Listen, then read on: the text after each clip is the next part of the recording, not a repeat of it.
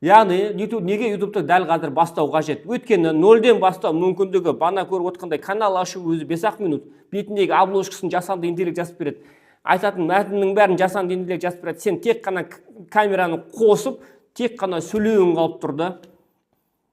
Ютубтан сабақтарды үйрену қиын ба дейді. Қазір көріп отқандарыңыз қиын ба? Камераны қостың да, анау жасанды интеллект жазып берген мәтінді оқып бердің да, ютубқа жүктедің, болды. Екіншісі, бизнесін жүргізгің келіп жатыр ма? Мен тігінші туралы мынандай мәтін жазып бер дедің де, жазып ана камераға сөйледің де, тігінге заказ керек болатын болса, маған хабарлас деп астына телефон номерін жазып қойдың. Қиын ба? Жоқ, продюсер боламын. Ана басқа біреулердің каналын жүргізіп бересің. Инстаграмнан тауып алдың, неше түрлі өзің қызығып жүрген мамандарды. Айналайын, сен Инстаграмды жүргізіп отырсың. Әкел, мен сен YouTube каналыңды ашып, ішіндегі не айту керектігін, не жасау керектігін барлығын өзім істеп берем. Сен тек қана алып жүргізіп отырды да, жасанды интеллектпен ал да, бүкіл контент планын жазып алдына қойып берді.